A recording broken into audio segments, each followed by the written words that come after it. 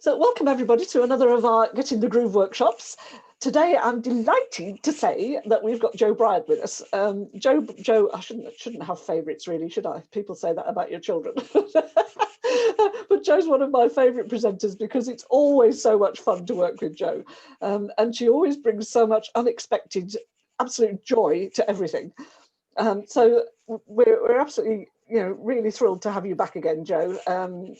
But of course, it's very different to the last workshop we did with you, where we were all up to our necks in glue and fur and all kinds of things, making puppets of our own. So today, she's given us some instructions to make some very simple glove puppets or sock puppets or even an origami puppet. But if you haven't got one of those, you're very welcome just to use a soft toy, as long as you've got someone to talk to. And just to give you a little bit of background, Jo founded the Hands-On Company, which has been going into care homes and schools and working in various therapy centres and things like that, helping people to find different ways to communicate. And often communicating through a puppet means that people can access communication in a way they couldn't before. So she's had some amazing results, and she's going to talk to us about that on another occasion when she does one of our Ed Talks. So we'll hear some more about that in the background. So again, Jo, thank you so much for helping us out today and doing this workshop and helping us all to get out of our negative thought patterns and into new joyful ways of thinking. So please carry on and tell us what you'd like us to do.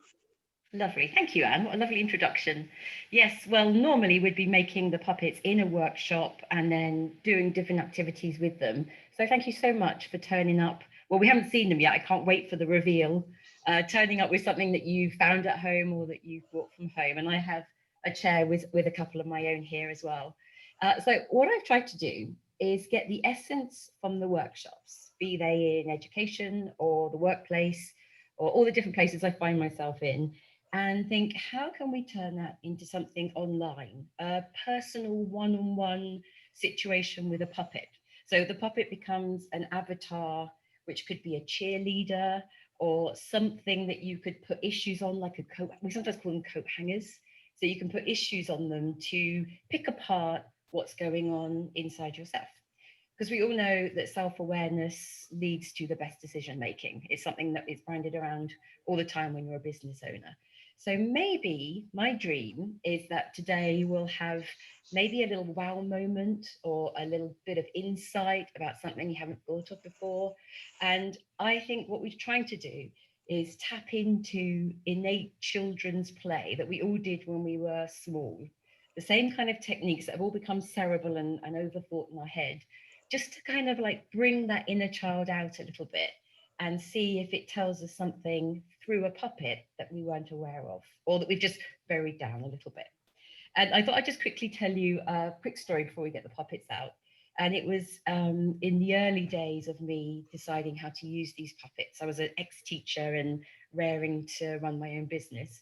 And I was working in Slough, and it was this big enterprise event where they were encouraging new businesses to grow, basically, a long, long time ago. And I thought I had 5 minutes on the stage as one of these businesses. And I thought, how do I show how effective the puppets are to all these big wigs from business and the mayor and all this kind of thing? So I thought, well, I just have to take a risk, really. So I brought 15 puppets with me, all different types. And I stood up at the front and I described some of the work. And as I did so, I picked up a puppet and would say, oh, here's Grace. She does this on a workshop. And then I handed it to the front row and asked them to come up on stage. And of course, the front row is the mayor, the big wigs, the corporate people, mainly men. And when I told this idea to somebody else sitting next to you, they went, don't do it. It's going to fail. They will never come up. But I thought, if I have a row of people behind me, great photo opportunity. And if they just stand there like lemons holding the puppets, that's fine, because we can get in the local paper. But actually, what I was hoping would happen did happen. They got a little bit self-conscious. Some of the puppets were human size, and some were a bit smaller. And usually when someone has a puppet, they do one of three things. They either attack people, a bit of an emu and rod kind of thing, or they become funny and they do funny things. Or some people become really introverted and they kind of go all close with the puppet. And it's exactly what happened. There were people fighting their puppets behind me, wiggling them in their faces. And it was literally a row of people being crazy and silly with puppets. So it was a great way of demonstrating that actually anybody can get hold of one of these things, even really serious people, and bring something out from inside that maybe they don't always do. So that was one of those moments when I thought, yeah, I think I'm onto something with this. And as I carried on, there's been a few more stories. I have one where I had women in business for a lunch, and they were doing how to deal with difficult customers. And I'm not joking, they wrecked my puppets because they were so getting through that. We were doing an aggressive versus an assertive reaction. And I work with some really difficult kids who actually really respect the puppets. And these very well-dressed women were literally wrecking the puppets. I had to fix the inside of the mouth when I got home. So I think it can sometimes bring something out which is unexpected, playful, and sometimes it can create these wow moments, if you like. So what I've done is I sometimes feel like I'm Bagpuss because I collect puppets that people have made, when they leave them behind, and I always keep them with me in case that kid or that person wants it back someday. That's the only resemblance to Bagpuss. So I wondered if you wouldn't mind getting your puppets out so we can have a look what you've got. This is a sock puppet in the description of the ones I gave you the pattern for. He's only got a paper mouth, actually, so it's not so easy to move. So Helen, love your puppet because I've seen that one before. That's one we made on a workshop, isn't it? Can you remind me what it's called? Sorry, yeah, my kids named him Crumbles when I got home. I don't know Crumbles. why. Yeah. And what was the badge for? He was just values, weren't we? Yeah, he was just kind of a cheerleader kind of character, Yeah. like you're doing okay. So, a star badge was the idea. Yeah, lovely. Oh, that's so cool. And then what's next, Lawrence? What do we have? Oh my gosh, is it a sock? Yes. Oh, and it has a voice. Yes. My name is Jay. I take care of Lawrence when he's not doing very well. I'm so glad it has a cap. You've done really well. That's fantastic. I love the eyes. Well, I'm actually cross-eyed when I take off my spectacles, so I figured that Jay should be cross-eyed too. Yeah, that's great. I really love that. And Jules, what do we have there? Is Teddy Bear? Oh yeah, it's lovely. He's called Cookies. Oh really? You've got a lovely smiley face. Love that. Yeah, he's got a dog that goes with him normally, but I just put Cookies on. Lovely. I really love that. Cookies and Oreo. Good. He's got nice eyes. You'll have fun looking at them in a little bit. And Joe, at the end there, do you have anything at all with you? So I didn't have time to make anything, but this little man lives in my office and I talk to him. He's called Monkey, actually, although he's koala bear. The more observant of you will notice he is not Monkey. But I do talk to him a lot. And the fact it can go on your finger, that's really lovely. So it's kind of like a puppet because you can wiggle it. It's going in the right direction. Okay, so I sent out the workbook to give you some ideas, and I hope that you had time to maybe have a little look at the, especially the first game, which is much more about, I mean, you can spend ages trying to make these things look lifelike, but as I kind of mentioned there, as long as they wiggle, you can kind of squish up your hand, and it depends what kind of puppet you have, but you can kind of get a little bit of animation going just by some fidgeting, and that's enough. And that's basically what most people find is enough. And you can do clever things like, I can't really show you on here, but you can like tuck them away and wiggle your wrists so it looks like they're sleeping and breathing. And I think I mentioned on there how they wake up maybe. I make these puppets called slobbits, and they're half sloth, half rabbit. And they're fantastic because they hang around it. Well, I say fantastic, that was a little bit, that's because I really like them. But they're kind of cute, and they snuggle in under their arm. And then when you wake them up, they can be kind of sleepy, a bit slothy, or they can be bouncy like a rabbit. So yeah, so I use, actually what I decided to do with this workshop when I was thinking, how can I create something one-on-one and get all the different activities we have in the workshop into something more personable for like something like this. This is the one I used to practice everything with. And I usually work with a bunch of role players, and I sent them all out slobbits and said, let's practice with these because they got kind of cute faces. So yeah, so he's my friend, And he is definitely a cheerleader, a little bit like Helen was saying, you know, you feel like these things have got your back a bit sometimes. So the bit I want to jump to, so we don't spend ages on working the puppet, is this whole idea about what is unique in you. And that's when Lawrence has done that idea about your eyes, you know, you've got something in the puppet that reflects you. What is it that's unique in you that maybe reflects something special or something that's actually a core value for you? And I think sometimes, you know, we know we have to compromise in life, and we have to be listening to what other people have to say, especially our customers and people we work with. But sometimes there's something you have to hold on to that literally is just you. And it might be a value or something that's in your character or something that makes you unique. And I can't help showing you puppets. This is my avatar, if you like. You know, this is the puppet that I always think is more me. She's quite big. I shouldn't really hold her by her boobs. It's not very respectful. But she is, she's one of the first puppets I ever kind of made as a puppet. And my team, either if they hold her really respectfully, or they just don't touch her at all because she's mine. And I was thinking, what is it in her that is reflecting in me, something that makes her my avatar? Because, well, I don't know, maybe she does look a bit like me, but it is definitely this idea of her being a bit scruffy and a bit kind of wobbly as she moves. And also she's a one I've used in schools, and she has a magic flying carpet. And there's been so many times in my life I would love a magic flying carpet just to leave when I could.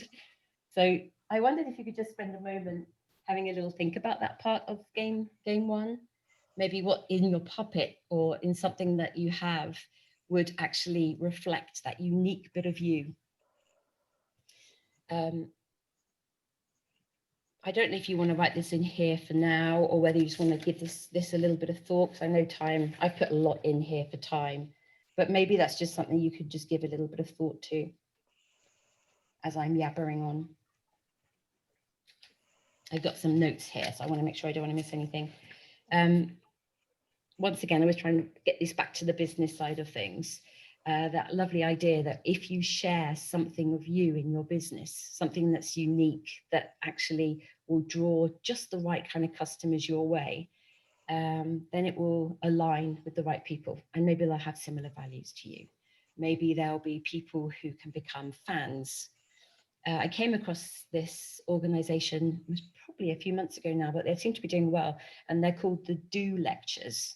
And they're based in Wales. And I think once a year, they have these great big conferences of business owners looking at how you can bring curiosity into your work and your uniqueness into your work. They're really worth looking at, because they've got some, I can put the link in the Slack group if that's any good. They've got these Chicken Shed Chronicles, which have got some real gems in them. Yeah, I think they're coming out of a chicken shed in Wales, but great people. And where they were saying, that if you had 800 customers who were your fans, who reflect something about, like with the puppets, something that's in you, something that's maybe a bit quirky or something that they kind of can fall in love with, you will have a very successful business. And 800 people around the world, that doesn't sound too painful. If you can have 1,000 people who are interested in what you do, that's a really thriving business. So I thought that was quite an interesting way of looking at it. And they were saying, if you're a little bit more local, literally 20 people who like something in you are likely to spread that far and wide if you look after those ongoing customers. So I thought it's quite interesting numbers. 800 doesn't sound too painful if it's around the world, I was thinking. Okay, right. Anybody happy to share anything that they thought was unique? Like Helen has just said that she's a cheerleader for her clients, especially those who struggle with tech. And she says, yes, you can get to grips with it. Lovely. So yeah, I mean, that's a fabulous way of looking at it. So you're cheerleader puppet, and then you're carrying on that because that's innate in you as well. Yeah, Yeah, never thought of it like that, but yes. Thank you. I'd like you to be one of my cheerleaders, Helen. Actually, he's going to have a chat with you after this sometime. Okay. I can't type with Jay on, but I was just thinking, Joe, that one of the things I strive for with a client is to make them feel understood. And the reason I do this is very practical, but it's also sort of me, that I want people to feel known and understood. I need to help them find their differentiation so that they can position themselves in the market. And that's definitely a characteristic. I mean, because that's what Jay's for, is that we understand each other. Definitely. I think sometimes when I've done these workshops in the real as such, people keep their puppet on their table or near where they work as a reminder of that one thing, because sometimes we get so swamped in what we're offering and how we're trying to different caps for different people as such. Sometimes we just need to remember this is the thing. If we're going to boil it down, this is the thing that I'm bringing to the table that maybe somebody else wouldn't be. So that's lovely. I really like the fact that that's very cemented in that puppet. It's brilliant. Anybody else would like to say, or are you all happy? I'd just like to say my number one rule at home is I like hugs, and I think Cookie likes to agree with that. That is my number one rule if you ask my children. But I think the other thing, and I was thinking about what you said, it's about being, and one of the things I like to do is empower my clients, and actually by having something to talk to, or it can empower you. And so I think he brings that as well. Yeah, lovely. Oh, it's really strong. I mean, gosh, that's, if you can empower other people, I always feel like if you walk away from any encounter feeling like you've given something, you know, to that person, and empowerment is one of the best ones. That's fab. Lovely. I love that. Yep. Is that everything? Jo, did you Yes, want to share anything about your monkey? So monkey koala becomes it's a little bit like Lawrence was saying. So this gets used for me to absorb. He absorbs loads of stuff, but that's how I work with clients as well. So it's sort of a pseudo, say it out loud, then it helps to make sense. Yeah, I totally agree with that. And that, it's like that what I was saying earlier about the coat hanger. You end up like being the coat hanger, hanging things from you, but as long as there's space for you to kind of get through, not carry it too deeply. I suppose carry it on your ears and things rather than inside. Lovely. Well, lovely. Love this. Good. Okay, let's move on because I'm going to run out of time otherwise. So the second game is all about storytelling. And I personally think that storytelling is, well, it's basically what makes us human and a major part of being human.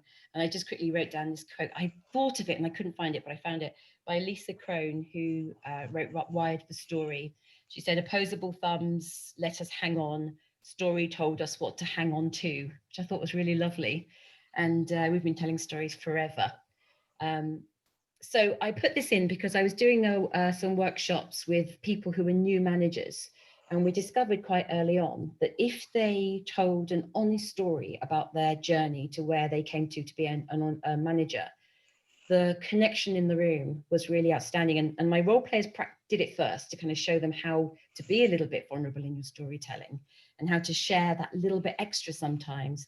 And we found out that the magic happens after the story is told, because that's where that real connection with the people who are listening to your story, that's where that seems to happen. So I tried to recreate that with the puppet. So this is where you can choose. I would love you to pick one of the titles, if you're happy to, in the workbook. If you don't have that to hand, rather than me calling them out, maybe just, maybe I can just think, you could just say, tell your puppet something that you do best. So if you don't have that to hand, pick that one. If not, look down the list and pick one. Ideally, it would be nice for us to see you with your puppet. Tell your puppet something that you do best. And this is where you can use your puppet to be a bit more encouraging. You might want to use faces like he might be looking at you, nodding, or maybe being a little bit interested. So we want some nice kind of like, it's hard to with this one, but some nice kind of puppet faces to keep your story going. And then, yeah, we'll report back after you've had a quick go. That's just literally a minute because, as I say, time's a little bit tight. If you're happy for us to see you and even hear you, that's great. Or mic's off and camera's off. It's totally your choice.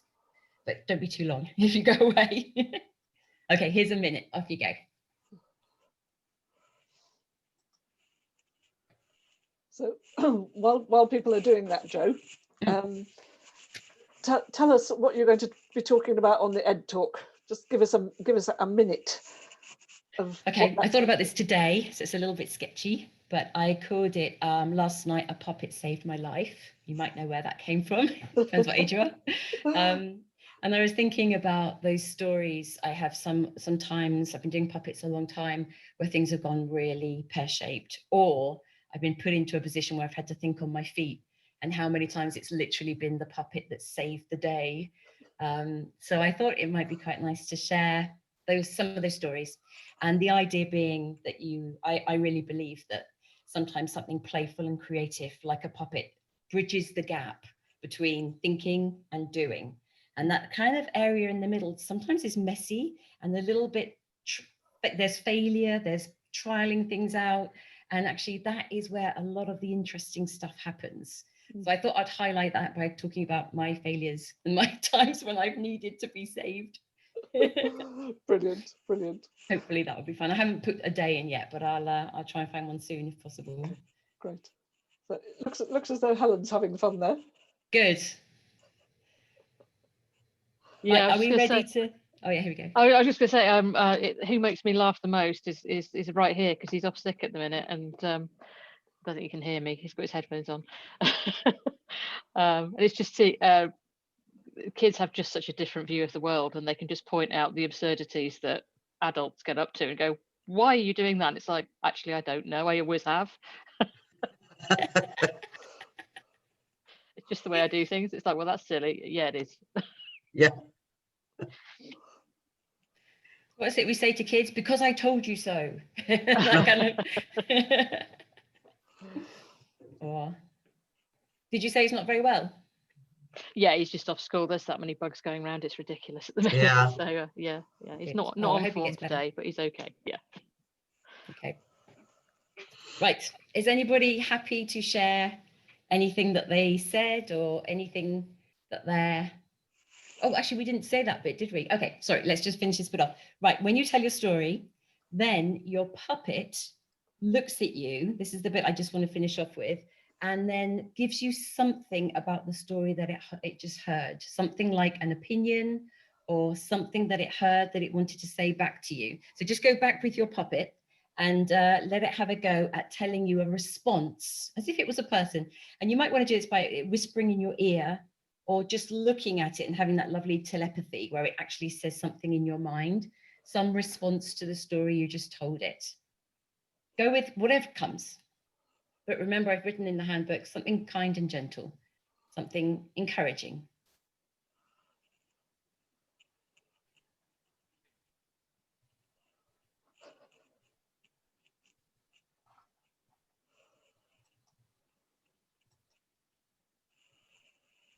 And if you want to, there is space in the handbook just to write that down, or something there that might be a little bit self-aware. Or if you want to share with us, we're happy to hear it too, but it's up to you.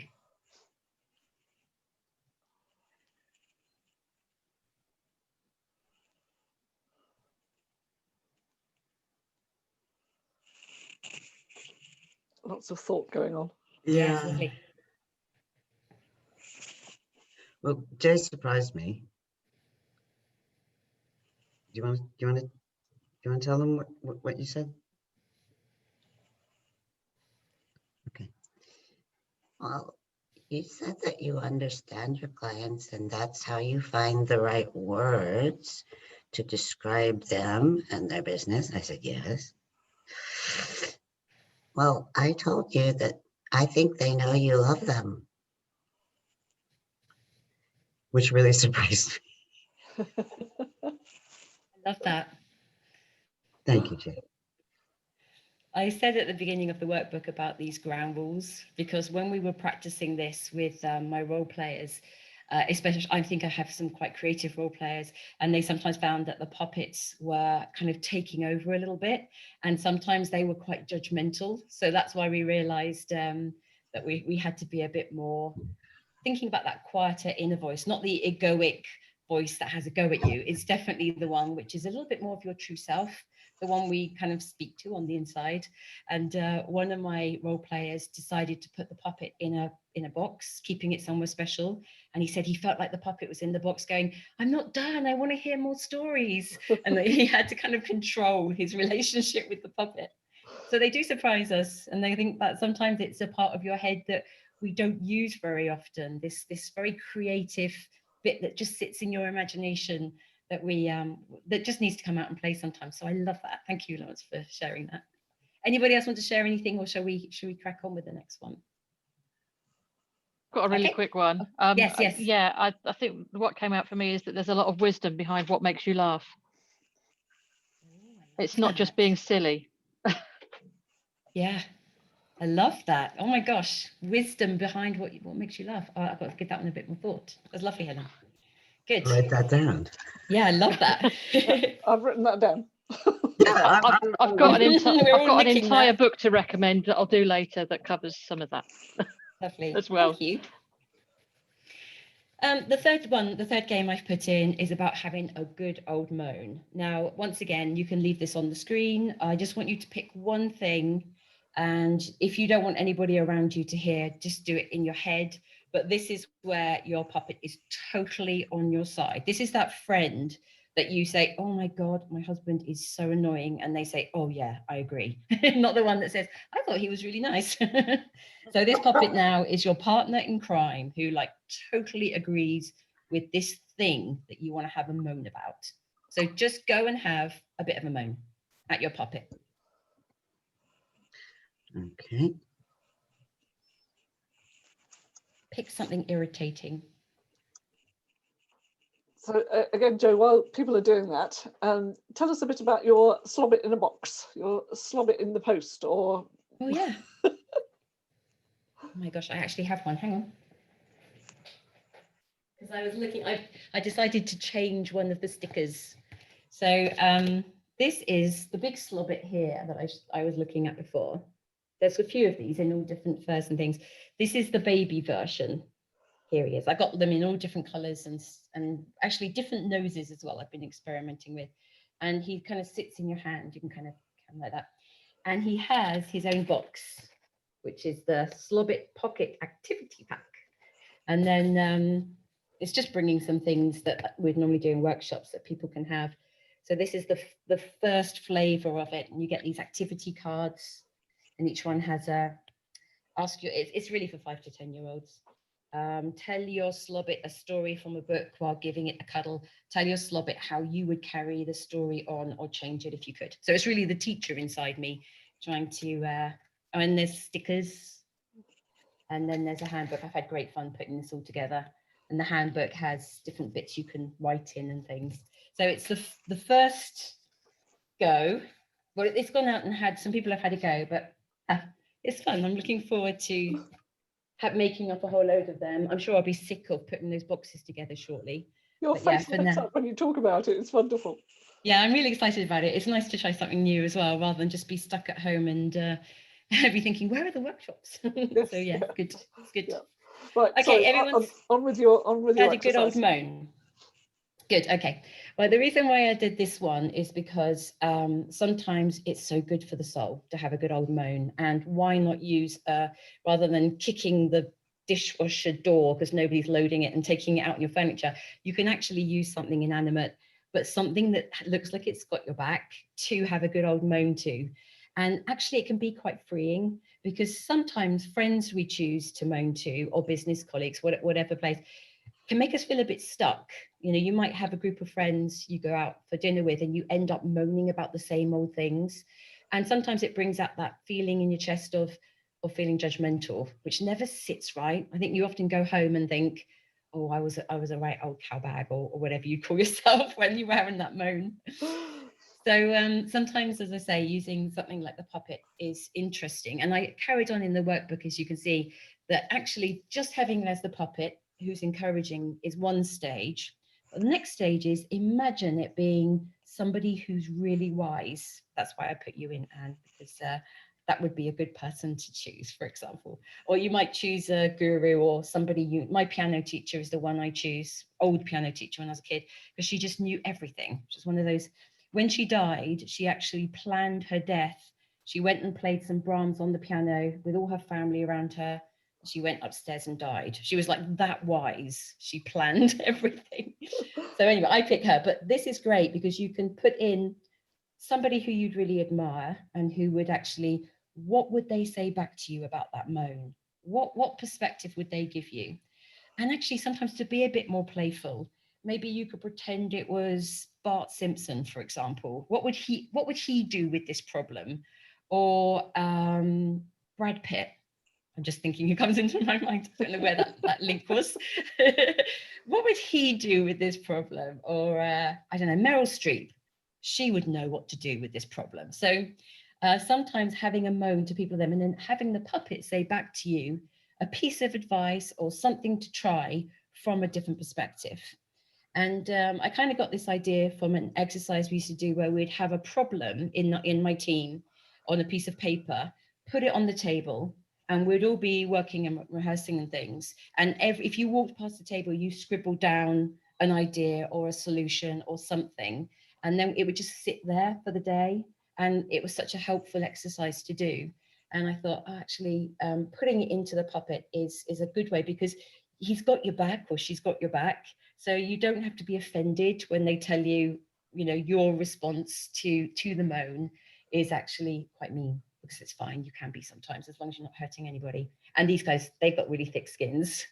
So just something else to try moving forward is to have a good old moan with those different personas into the puppet. And I absolutely love, Kate is part of the group here and she does Thrive with Rob Kelly. She's one of the consultants and I love Thrive. It's just, I've used it with one of my kids and it's just this great idea that when you come up with something that you're resentful for or you're moaning about and you've got your pooey glasses on, if you think to yourself, I wrote it down here, why is this happening to me? You have a dead end because there's just nowhere to go with that. It's like you are the victim. I like to think of the idea of you're on a boat in the ocean and you're sitting there with your arms crossed and the weather's just pounding you and you're just nothing to do. Whereas if you think internally, what can I do? What can I change? Suddenly there's action. There's something to move forward. That's when you get in the boat and you've got the steering wheel and you put the sail up. I don't know enough about boats. And you have, even if the direction is a bit, you don't quite know where, you kind of look for land.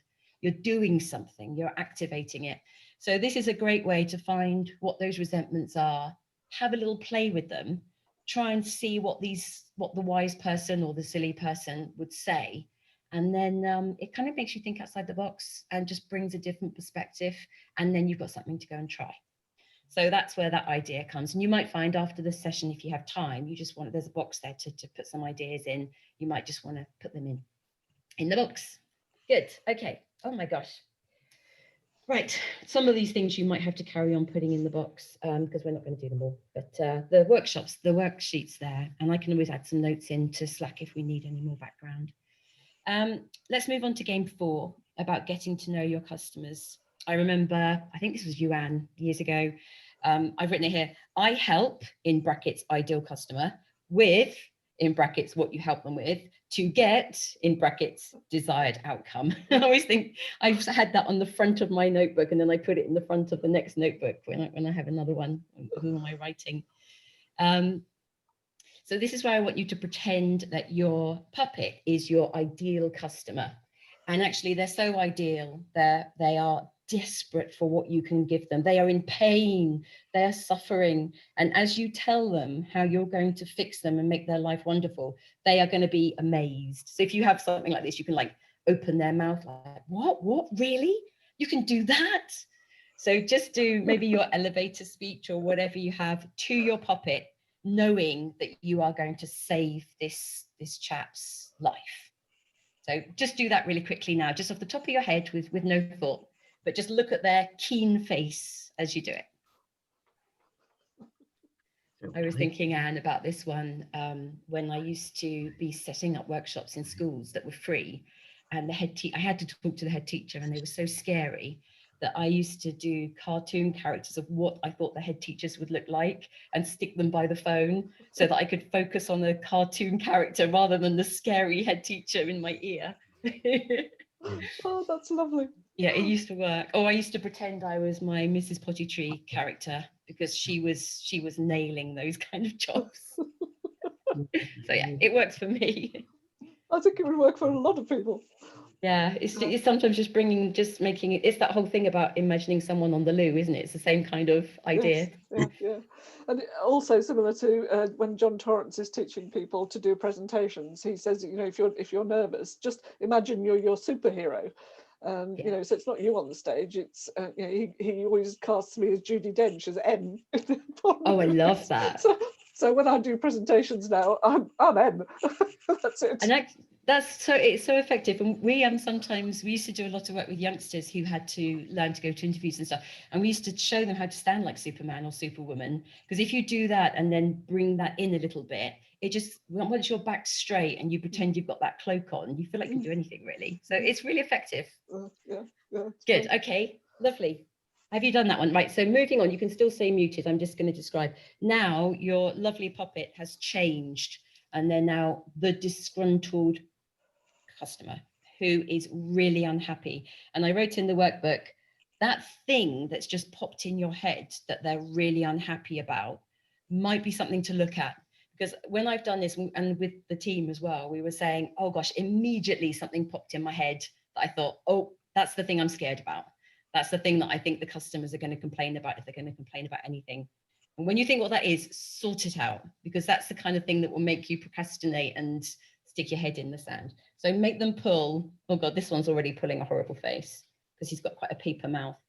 Pull a horrible face with your puppet and then let them tell you either in your ear or in your voice, what is it that they're very unhappy about?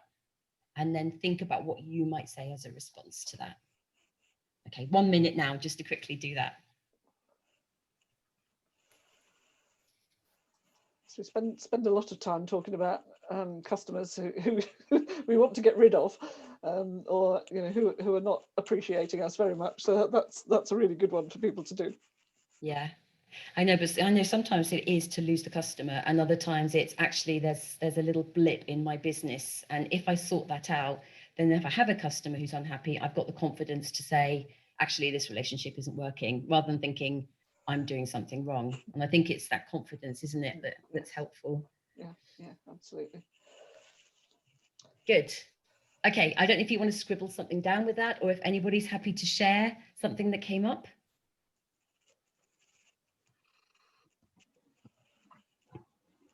Nope, happy? Yep, okay.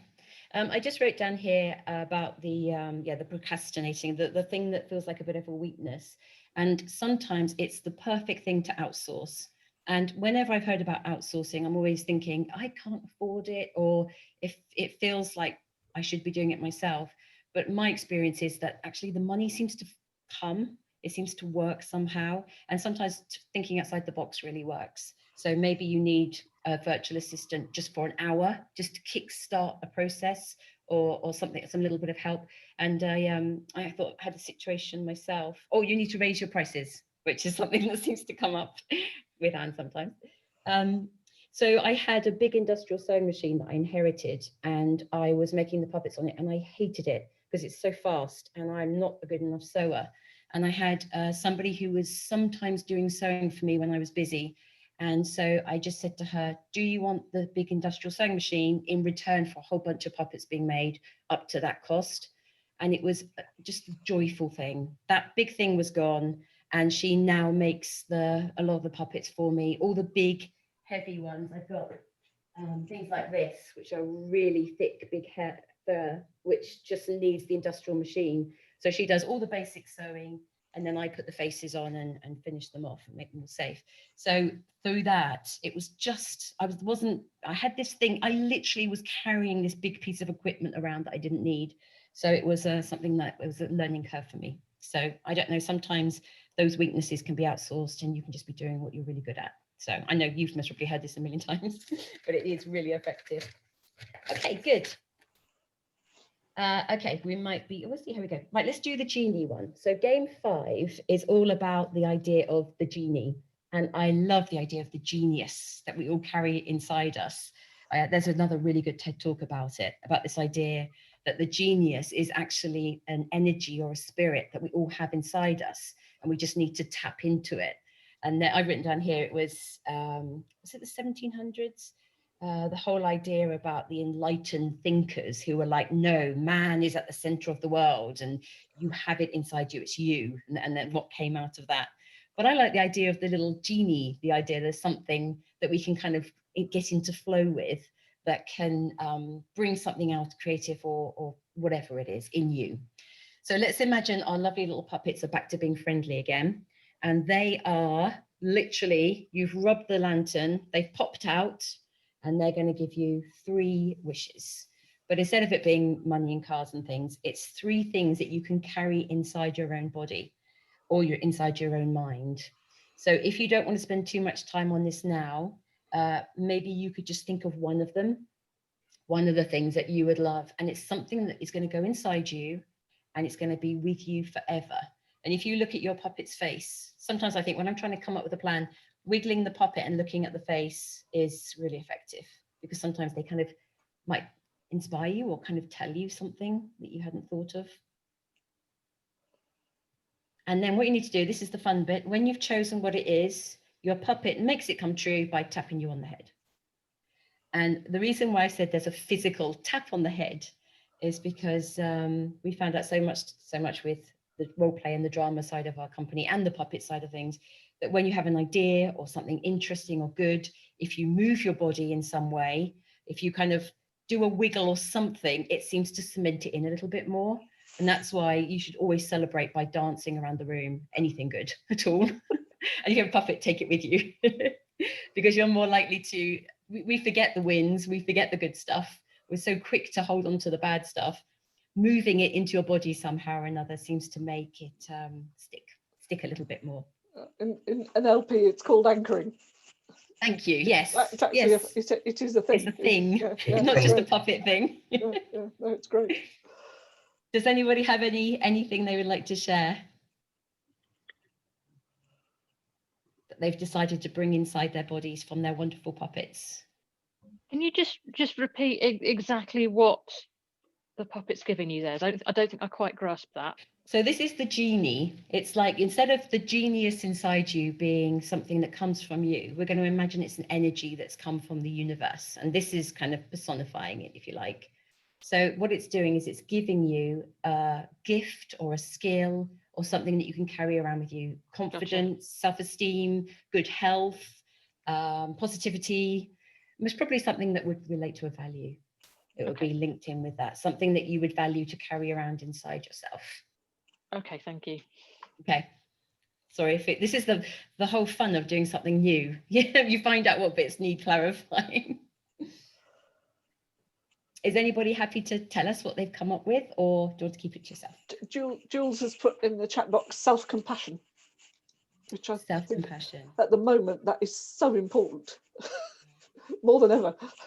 Yeah. And then just totally believe it. This is where what children do, you know, they play around with things and then they accept it as their truth. So instead of thinking I've just done a daft thing with a puppet, just think, right, that is now in me and that's there. You know, this whole idea about visualization and ownership of our own emotions and what our own values are, own it and think, right, that's there now. From this moment on, self-compassion is going to be a big part of who I am. And I think sometimes just making those decisions and owning our feelings and our thoughts is halfway there to making them all come true on a daily basis. So silly, but please try that a bit more after this hour so that you can try it with some other ideas as well. Maybe even with some of the people around you, because it can be actually quite moving when you realize what you actually want. It's very rarely the money. It's usually something you can carry around inside yourself. I've written here, positive inner voice to give you a strong foundation. I always say we used to do this thing with the teenage workshops, like sex education and drug education, where we always said, always be considering where you are, who you're with, and how you feel. Because if you've put those things into the equation, you're more likely to make a decision that suits you, something that will, say, for example, you're going to get drunk. Well, actually, this happened. I taught my son this, and he's 21 now, but he was about 14. He came home and he said, Mum, I got really drunk, but I thought about where I was with my friends. Where I was in a house. I was with my friends and I was feeling great. So it was fine. And of course, as the mum, I was like, oh God, I can't say anything about this. He's considered the 3 things I've always told him to consider. But statistically, if you're uncomfortable, if you are not with the right people, if you don't feel right about what's going on around you, you're more likely to be going down. You're walking in the nettles rather than on a lovely sunny woodland path in life. So sometimes owning those things inside, bring those 3 sentences together: where you are, who you're with, and how you feel. You imagine if they're all sitting right, you're more likely to be living a good life. Let's fix it all with genie puppets. Okay, I think what we'll do, the other one here about the inspector, I'll just give you a tiny little bit of background about that. We were doing a lot of work with young people who had made decisions that put them in trouble with the law. And we were looking at how, when you come to make those decisions in life, how you can take one step back to see if those decisions suit you or not. So if you were going to get into a fight with somebody, for example, especially with this group, then you would think, hold on, if I was sitting on a bench over there and I was watching this, how would I feel about the way I'm acting right now? And I think sometimes, well, especially all this times being at home, if you had your lovely puppet here, who was literally like a school inspector, or, you're supposed to be on your best, working at your best, and they had their clipboard and they were saying, oh, look, Helen, how long was your lunch break today? Or what time did you start today? If they were being a bit more judgmental, what parts of your day or your business, the way you're running it, would you think, oh God, I do not want an inspector to come and have a look at that? So for example, right now, mine would be my accounts, because I am not in a very good position. They're not ready to go, put it that way. So I would definitely have that in a bottom drawer so the inspector didn't turn up and see it. So this is once again something you can do in your own time, to be thinking about if there was that more judgmental voice coming out of this thing, then what would that look like if you were going to be really honest about how you spend every day? And once again, it can look at where the weaknesses are, where are the things which you can actually step back and think, I'm really proud of this. This is something I've nailed. And then actually, rather than thinking the judgmental voice, where is the growth here? There's an amazing woman called Carol Dweck, I think she's called, who wrote a book about the growth mindset. So rather than being all fixed, like, oh, I'm rubbish at this isn't so good, and that ego kicking back in, it's always about growth mindset of where can I grow? What space do I need to move into? Take that situation that's been before, okay, let's move forward. What did we learn and take from that? So it's really that idea about, if you were going to be a bit judgmental, what would it be? And then push that to one side to think, how can I grow from that? And there's an exercise in there about breathing and actually having a kind moment with the nice puppet again, where it says, I love my job because of this. And this is really great in what I do. And if I could change anything, I would change this.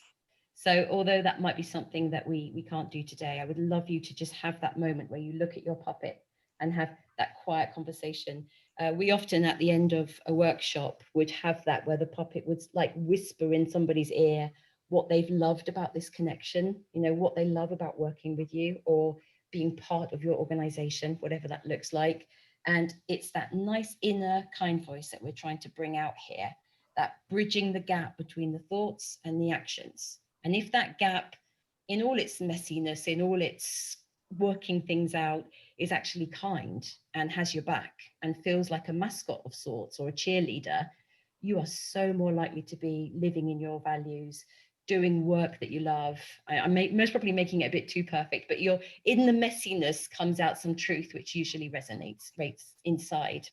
So I would love you to have a little fiddle with that if you have time to. So I've kind of put in the conclusion here just this idea about keeping the puppet somewhere nearby. I think, Helen, you said before that yours kind of sits somewhere nearby on your desk. And I've done a lot of work with young doctors training, and so many of them have one of these on their desks, which is so hot. I've been doing it for 3 years, so I've covered quite a few of them. And they come back and say, I wanted to do this because I saw that puppet on this other doctor's desk. So that's quite heartwarming. So that can be quite good fun. And also sometimes get them to speak back, use them as sounding boards, like with Joe with the little koala. Sometimes getting them to, and Lawrence, when you've had a voice on yours, you will be amazed how effective that is. It just gives you a different perspective. you know, people might think you're a bit daft if they walk in the room. I don't know, that's my life basically. So you can get away with it, honestly. And then, of course, moving forward with that, who is real? And I think I've said before with this, with my role players, that sometimes you can go a bit deep with this puppet, and we actually need someone real. Gosh, I'm going to get this wrong now. So you, with once again, Anne was saying about, you know, you need a mentor, somebody who you can go to. You need a peer, somebody else who's in business or doing something similar to you. You need the cheerleader friend, somebody who you can just offload with. Maybe you also need a student, somebody who you can teach in some way or another. Have I covered them all, Anne? You have. Oh, good. Brilliant. And I would add the puppet. I think you need an avatar sometimes who brings out something authentic in you and helps you to remember what your values are. And as I say, bridges that gap. That's everything here, what I wanted to say, all done very, very quickly. I hope you don't mind. Is there anything, any questions or anything anybody would like to ask before we call it a day? Yeah, maybe we should have the puppets up. Maybe we should be asking them. Jules's puppet's giving you a clap. Oh, that's very sweet. That's lovely. Oh, I love that. That's great. I really feel, Anne, we should have made sure you had one as well. You feel a little bit alone. Well, no, I have to keep an eye on what's going on. So I know, I totally know. And the double handling with a puppet on your hand is always fun. If there aren't any questions, because of course this is a slightly new way of working, if there is any feedback at all about, and we have moved quite fast, but if there's any feedback about the kind of exercises that are helpful or anything that you've seen in the workbook that you would like to share that I could use carrying on, I would really appreciate that. I'm kind of thinking, am I going to be putting together an ebook? Is this an online course of some kind? Are these activity cards like I'm doing with the younger puppets? Or, you know, I'm trying to work out how to move forward with this. So any help would be really appreciated. Jo, that was absolutely fantastic. I've sat here enthralled all the way through it. It's been wonderful. It's so lovely to see you all with your puppets too. Lovely. So thank you so much. And I know we've been kind of experimenting with this, but I thought that was superb. And I'm sure you'll get lots and lots of reactions to it as people watch the recording and go through it in more detail. So once again, thank you so much for joining us today. And look forward to all the other things that you're going to be doing with us in the future. Thank you, Anne. It's been lovely. Thanks Thank a you. lot. Thanks. Thanks for joining in, everybody.